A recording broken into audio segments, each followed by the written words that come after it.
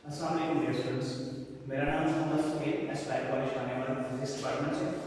बेटा हम लोग फिजिकल क्लास में हमारा चैप्टर नंबर 14 चल रहा था इलेक्ट्रोमैग्नेटिज्म का। उसके कुछ न्यूमेरिकल प्रॉब्लम्स हैं जो एएलपी कोर्स से रिलेटेड हैं। आज हम उनका सॉल्यूशन देखेंगे ताकि आपका चैप्टर के चैप्टर फाइनल हो जाए। तो काइंडली बेटा आप अपने बैग से अपनी फिजिक्स की बुक्स निकालें और न्यूमेरिकल पेज जो है वो निकाल लें ताकि हम लोग स्टेटमेंट को वहां से समझें और फिर इसका सॉल्यूशन कर सकें। बड़ा न्यूमेरिकल नंबर 14.2 बहुत आसान सी स्टेटमेंट है। जितनी आसान स्टेटमेंट है उतना ही इंपॉर्टेंट न्यूमेरिकल भी है। How fast must a proton move in a magnetic field of 2.50 10⁻³ Tesla. कहता है कि एक प्रोटॉन को, प्रोटॉन है बताने बाद फिर मास प्रोटॉन बताना चाहिए। एक प्रोटॉन को मैग्नेटिक फील्ड में मूव करवाना है और मूव करवा के एक ऐसी कंडीशन अचीव कर लेनी है सम मींस कि उसमें जो मैग्नेटिक फोर्स है चार्ज के वेट या मैग्नेटिक फोर्स जो मैग्नेटिक फोर्स है वो चार्ज के वेट के बराबर हो जाए। तो उस वक्त उस चार्ज की स्पीड क्या होगी वो हमने यहाँ से फाइंड आउट करनी है। तो बेटा हमारे जो गिवन डेटा वो ये है कि हमारे पास मैग्नेटिक फील्ड अप्लाई की 2.50 10⁻³ टेस्ला की। इसमें प्रोटॉन की मोशन की बात हो रही है तो मास ऑफ प्रोटॉन होगा वो कितना है 1.67 10⁻27 kg। Charge on one proton क्या होगा बेटा हमें पता है q ne के बराबर होता है। n यहां पर एक प्रोटॉन है n बराबर होगा 1 के। एक प्रोटॉन में चार्ज कितना होता है 1.6 10⁻⁻19 कूलम। तो जवाब आएगा 1.6 10⁻⁻19 कूलम। इस वाले फार्मूला को यूज करते हुए n 1 और e हमारे पास कितना होता है हमें पता है e बराबर होता है 1.6 10⁻⁻19 कूलम। अब गिवन कंडीशन क्या है? गिवन कंडीशन के अंदर फिर कोई बात दोबारा रिपीट करता हूं आपको समझ आ जाए कि अगर जो वेट है प्रोटॉन का वो बराबर हो जाए मैग्नेटिक फोर्स के। अब आपको पता है कि जो वेट होता है किसी भी पार्टिकल का किसी भी मैटर का उसके मैग्नेटिक फोर्स के ग्रेविटेशनल फोर्स के बराबर होता है। तो यहां पर देख सकते हैं कि जो ग्रेविटेशनल फोर्स प्रोटॉन का लग रही है वो और जो मैग्नेटिक फोर्स लग रही है वो दोनों आपस में क्या है एक दूसरे के इक्वल है। इंपॉर्टेंट कंडीशन बेटा यहां पर इस तरह से Fg/Fb is equal to 1 paper में पूछा जा सकता है बिल्कुल सेम स्टेटमेंट को वहां लिखा हो। अगर दोनों फोर्सेस की रेशियो 1 हो तो फिर उसकी स्पीड क्या होगी तब भी आप ये स्टेटमेंट से इसको सॉल्व करोगे। Fb बेटा वेट आपको पता है v के बराबर होता है और किसी भी चार्ज पार्टिकल में जो फोर्स लगती है वो होती है qvb। तो यहां पर है बेटा qvb। यहां से हम लोगों ने v की वैल्यू काउंट करनी है then v will be equal होगा qb/mg। डेटा से वैल्यूज को पुट करते हैं बेटा q हमारे पास जो q है वो बराबर है बेटा 1.6 10⁻⁻19 कूलम मल्टीप्लाई में b कितना बेटा इसका b गिवन है 2.50 10⁻³ डिवाइडेड बाय मास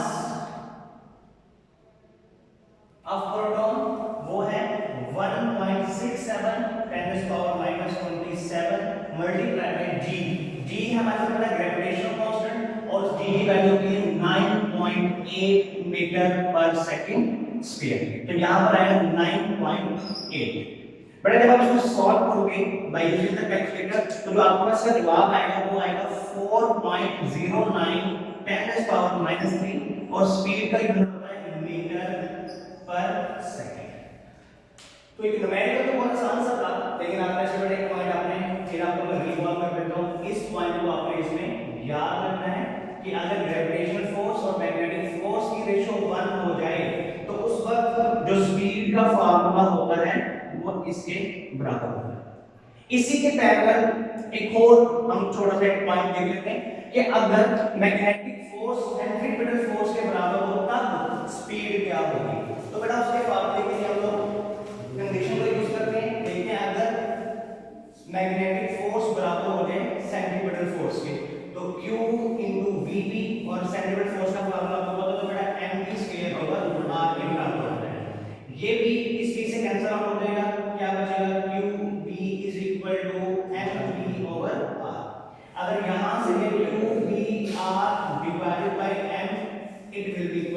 स्पीड। ये फॉर्मूला, दोनों फॉर्मूला में फर्क आप बेटा चेक कर सकते हैं। Q B R over M is equal to V है, यहाँ पर Q B over M into G है। ये फॉर्मूला उस वक्त है जब ग्रेविटेशनल फोर्स बराबर हो जाएगी मैग्नेटिक फोर्स के, और ये फॉर्मूला उस वक्त है जब मैग्नेटिक फोर्स बराबर हो जाएगी सेंट्रीपिटल फोर्स के। अब हम बेटा नेक्स्ट क्वेश्चन करते हैं। कुछ इसी तरह का क्वेश्चन है, लेकिन यहाँ पर कुछ स्टेटमेंट और कुछ डिफरेंट।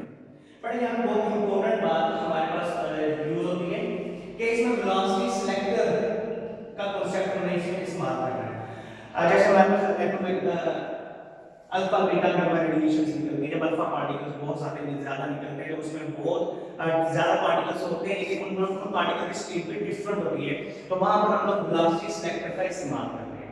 बेटा वेलोसिटी सिलेक्टर की कंडीशन क्या है कि इलेक्ट्रिक फील्ड बराबर परपेंडिकुलर होगी मैग्नेटिक फील्ड के, मोशन ऑफ चार्ज परपेंडिकुलर होगा मैग्नेटिक फील्ड के, और सिमिलरली जो स्पीड होगी वो भी परपेंडिकुलर होगी किसके, इलेक्ट्रिक फील्ड के। ये तीनों चीजें एक दूसरे को परपेंडिकुलर होगी, 90 के एंगल पर होंगी। तो इस कंडीशन को बोलते हैं बेटा वेलोसिटी सिलेक्टर। बेटा लेट्स सपोज करते हैं इसके अंदर चार्ज पड़ा हुआ है, यहाँ पे चार्ज जो है वो मूव कर रहा है, प्लस क्यू चार्ज मूव कर रहा है इस तरफ। बेटा आपको पता चला है कि पॉजिटिव से नेगेटिव की तरफ इलेक्ट्रिक फील्ड एक्ट करेगी, तो जाहिर बात है इलेक्ट्रिक फोर्स की डायरेक्शन में क्या होगी, डाउनवर्ड होगी। मैं कह सकता हूं कि ये चार्ज हमारे पास, ये चार्ज क्यू है, इलेक्ट्रिक फोर्स लगेगी बेटा डाउनवर्ड साइड पे।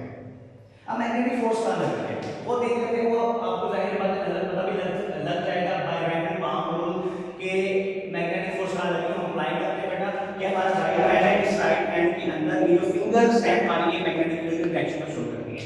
ये जो क्रॉस का निशान है जो शो कर रहा है magnetic field into the plane of the paper, ठीक है। तो हम हाथ अपने ऐसे रखते हैं, अब बेटा चार्ज चल रहा है इस तरफ को जा रहा है, तो हम अपने हाथ को ऐसे करेंगे, पाम हमारा ऊपर वाली साइड पर है, जाहिर बात है हमें पता लगता है कि जो मैग्नेटिक फोर्स है बेटा वो ऊपर वाली साइड पे लग रही है। अब यहाँ तीन कंडीशन हो सकती हैं। एक कंडीशन ये हो सकती है कि अगर इलेक्ट्रिक फोर्स ज्यादा हो जाए मैग्नेटिक फोर्स के, और अगर मैग्नेटिक फोर्स ज्यादा हो जाए इलेक्ट्रिक फोर्स के, और एक कंडीशन बहुत इंपॉर्टेंट कि इलेक्ट्रिक फोर्स बराबर हो जाए Fv के। ये वाली कंडीशन हमारे इस न्यूमेरिकल में यूज की गई है, ये आपको क्लास में हम लोगों ने किया होगा, ठीक है बेटा। अगर ये चार्ज पार्टिकल जा रहा है, अगर Fb ज्यादा होगा तो चार्ज पार्टिकल इधर चला जाएगा, अगर Fe ज्यादा होगा तो चार्ज पार्टिकल इधर आ जाएगा। लेकिन अगर दोनों फोर्स बराबर होंगे तो चार्ज पार्टिकल सीधा निकल आएगा, तो इसको बोलते हैं अनडेविएटेड मोशन। अनडेविएटेड इस न्यूमेरिकल के अंदर बेटा अनडेविएटेड कंडीशन का यूज किया गया है, और कहा गया है कि हम उस पार्टिकल की स्पीड, उन पार्टिकल की स्पीड मालूम करके बनाए जो इस वेलोसिटी सेक्टर के अंदर से अनडेविएटेड जो है वो बाहर चले जाएंगे। इसके और इसके केस में जो पाथ बनेगा वो पैराबोलिक होगा, और इसके केस में जो पाथ बनेगा बेटा वो बिल्कुल स्ट्रेट होगा। अब न्यूमेरिकल में कहा गया है कि हमारे पास एक ऐसा वेलोसिटी सेक्टर है, ऐसे अरेंजमेंट है, इस अरेंजमेंट के अंदर हमने मैग्नेटिक फील्ड अप्लाई की है वो 0.3 टेस्ला की है, और इलेक्ट्रिक फील्ड अप्लाई की है वो बेटा आपका 10,000 वोल्ट पर मीटर की है, 10,000 वोल्ट पर मीटर की है। स्पीड अगेन स्पीड मालूम करके कौन से पार्टिकल की स्पीड, ऐसे पार्टिकल की स्पीड जो यहां से अनडेविएटेड बाहर चले जाएंगे। अब अनडेविएटेड कंडीशन ये है बेटा, यानी कि इस कंडीशन में जो चार्ज पार्टिकल होगा वो अनडेविएटेड इस वेलोसिटी सेक्टर से बाहर चला जाएगा। अब इलेक्ट्रिक फोर्स का फार्मूला चैप्टर नंबर 12 में हम लोगों ने पढ़ा था बेटा, वो था Q into V, सॉरी वो था बेटा हमारे पास Q E के बराबर, ठीक हो गया, इज इक्वल टू फोर्स। बेटा फोर्स का फार्मूला, मैग्नेटिक फोर्स का फार्मूला होता है Q V B sin of theta. आपको पता है कि यहां पे V और B के दरमियान एंगल कितना है बेटा 90 का, तो sin 90 1 होता है, तो ये वाली टर्म क्या होगी 1, तो क्या बन जाएगा बेटा QE is equal to QVB।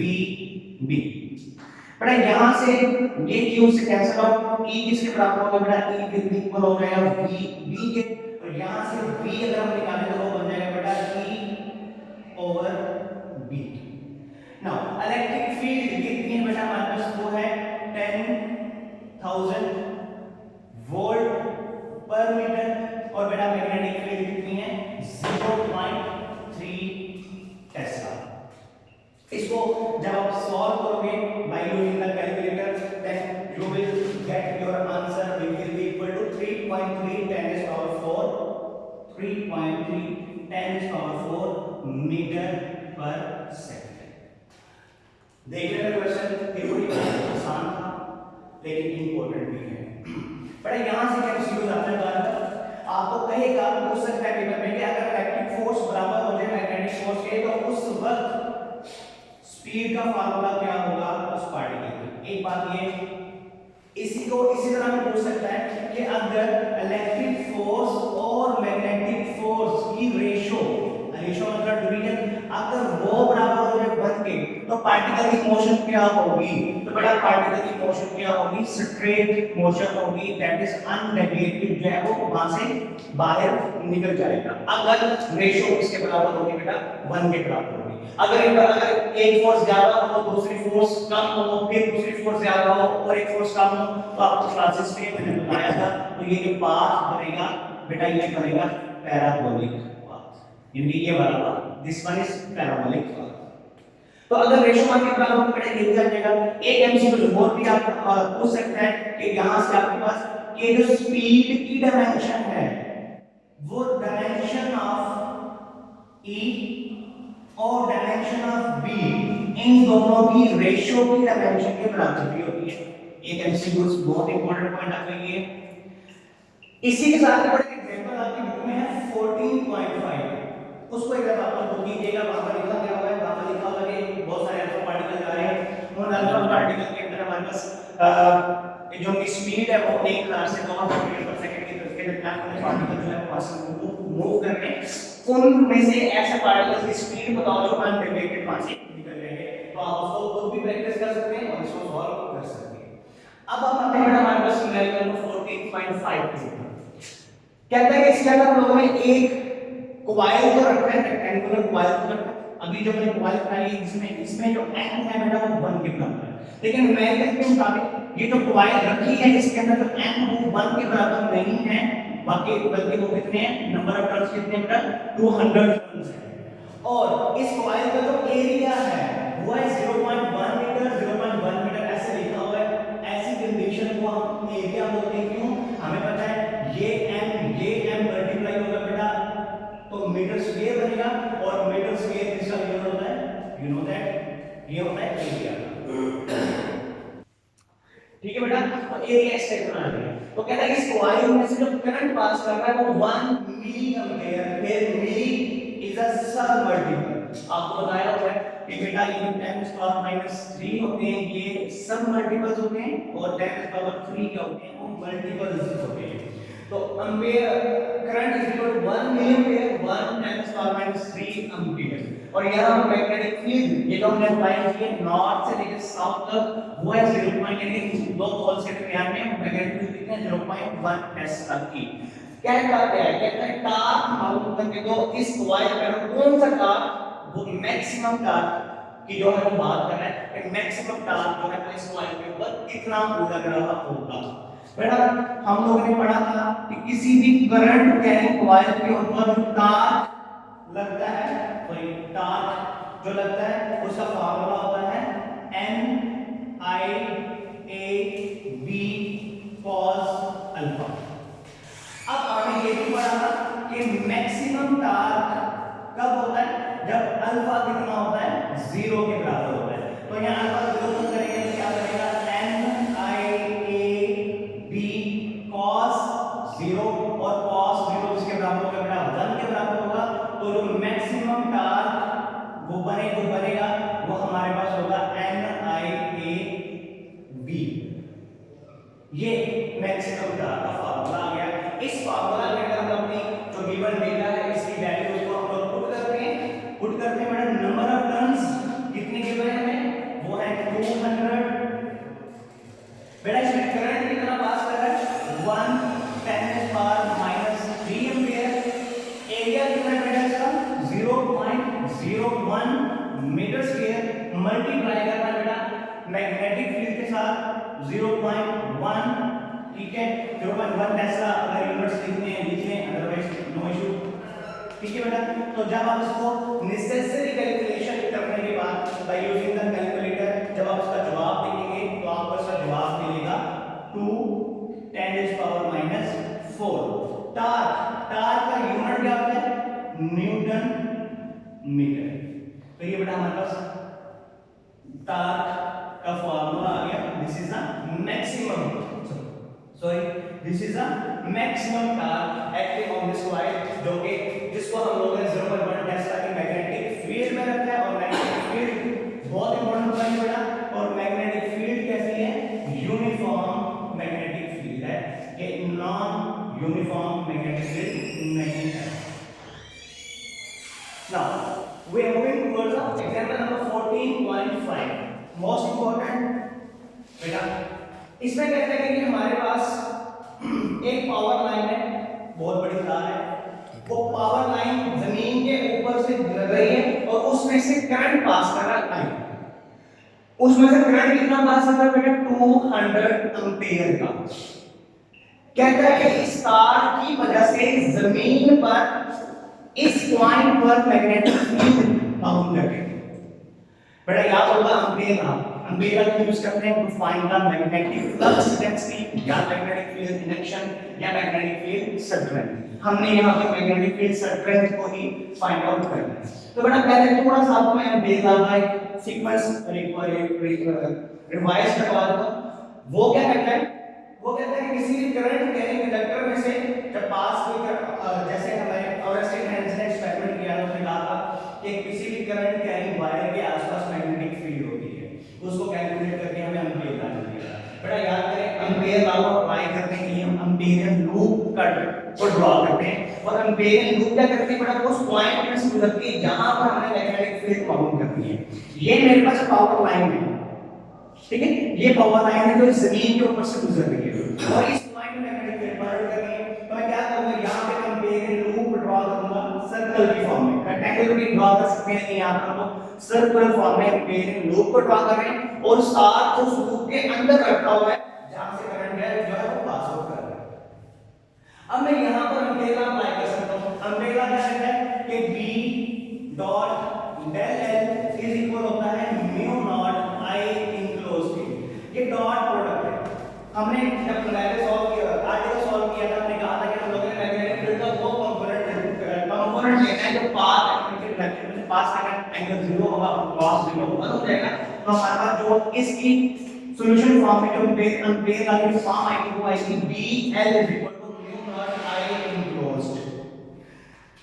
बेटा मैंने एम्पीरियन लूप को ऐसे ड्रॉ किया कि उस पॉइंट से गुजरे, यहां से यहां तक डिस्टेंस है बेटा r जो दिया हुआ है r 10 मीटर दूंगा। इस पॉइंट में वो मैग्नेटिक फील्ड बाउंड करनी है। इस पावर लाइन से करंट जो है वो पास आउट कर रहा है, मैग्नेटिक फील्ड से बाउंड करनी है। हम बेल अप्लाई करेंगे which is known as BL is equal to mu naught I enclosed. यहां से मैग्नेटिक फील्ड बाउंड करेंगे बेटा, तो mu naught I enclosed over capital L के लिए कैपिटल L के लिए स्मॉल l को भी आ जाएगा अपने पास। बड़ा बहुत important point, length of the loop, यानी कि इसकी जो लूप की जो लेंथ होगी वो इसके सर्कमफेरेंस के बराबर होगी। और आपको पता है किसी सर्कल का जो सर्कमफेरेंस होता है वो होता है 2 पाई r। तो इस L की जगह पर मैंने क्या लिख दिया? 2 पाई r। ठीक है बेटा, यहां से दो पॉइंट्स पता लगते हैं हमें। जोसेफ हेनरी ने जो एक्सपेरिमेंट किया था उसके पॉइंट के B हमेशा डायरेक्टली प्रोपोर्शनल होता है करंट के, और जो B है वो इनवर्सली प्रोपोर्शनल है R के। इन दो पॉइंट्स को भी यहां से आप याद कर सकते हो, हमने इसको फाइंड आउट भी किया था। अब हम क्या करेंगे बेटा? इस न्यूमेरिकल के अंदर, इस फार्मूले के अंदर अपनी वैल्यूज को पुट करेंगे। वेयर म्यू नॉट के अंदर परमेबिलिटी का फ्री स्पेस, और इसकी वैल्यू बेटा आपको पता है कितनी होती है? वो होती है 4 पाई 10 -7 वेबर पर एम्पीयर पर मीटर इसका यूनिट होता है। करंट कौन सा? जो इस लूप में से पास कर रहा है। कितना करंट पास कर रहा है इसके अंदर से? 200 एम्पीयर इस वायर में से पास कर रहा है। 200 एम्पीयर का current divided by 2 pi into r। r कितना बेटा? r हमारे पास है 10 मीटर। ये पाई से कैंसिल आउट, ये इससे कैंसिल आउट हो जाएगा बेटा। तो अब हम बाय यूजिंग द कैलकुलेटर यहां पर तो नेसेसरी कैलकुलेशन करके इसका जवाब हम कर सकते हैं। इसका जवाब होगा हमारे पास 4 10⁻⁶ टेस्ला, जो आपकी बुक में लिखा भी हुआ है, आप उसको कैलकुलेटर से वेरीफाई कर भी सकते हैं। लास्ट में है बेटा 14.6 कहता है कि इसमें कि एक ऐसा सोलेनॉइड बनाकर दें कि ऐसा सोलेनॉइड बनाकर दें। आपको सोलेनॉइड का मतलब क्या होता है? सोलेनॉइड को किसका नाम होता है? ठीक, ऐसा सोलेनॉइड बना के दें जिसमें मैग्नेटिक फील्ड कितनी हो 0.10 टेस्ला की मैग्नेटिक फील्ड प्रोड्यूस करके दे सकता हो। और वो ऐसा होना चाहिए कि उसकी number of turns per unit length हमें उसको मालूम करके देनी है कि ऐसा सोलेनॉइड बनाकर देना है जो 0.10 टेस्ला की मैग्नेटिक फील्ड प्रोड्यूस करके दे और उसमें से हम लोग करंट जो है वो पास करवा सकते हो। करंट कितना पास करवाना है बेटा आपने इस मैग्नेटिक स्टेटमेंट में जरा देखिएगा तो करंट इसमें होगा 10 एंपियर का। ये ऐसा सोलेनॉइड जिसमें से 10 एंपियर का करंट पास करवाए और इतनी मैग्नेटिक फील्ड प्रोड्यूस करे। पूछा क्या गया आपसे कि ऐसा उस सोलेनॉइड में number of turns per unit length, total number of turns की बात नहीं कर रहा, number of turns per unit length, small length that is total number of turns per divide by total length. ये इसको हमने फाइंड आउट करके देखा है। हमें पता है magnetic field due to solenoid क्या होती है? B = μ0 n I के बराबर होती है। n किसके बराबर होगा बेटा? B/μ0 I के। B की वैल्यू कितनी दी मैंने बेटा? 0.10 टेस्ला। μ0 कितना है बेटा? 4 pi 10⁻⁷ मल्टीप्लाई बाय 10 एंपियर का करंट, ये 10 आ गया। इसको कैलकुलेटर के जरिए सॉल्व करोगे जवाब आएगा 7.96 10⁻³ with no unit, because number का कोई भी यूनिट नहीं होता तो बेटा इसलिए इसका कोई यूनिट यहां पर नहीं होगा। तो बेटा ये मेरा आज का लेक्चर था जो कि चैप्टर 14 के चैप्टर 14 इलेक्ट्रोमैग्नेटिज्म के न्यूमेरिकल्स से रेलेवेंट था। थैंक यू बेटा।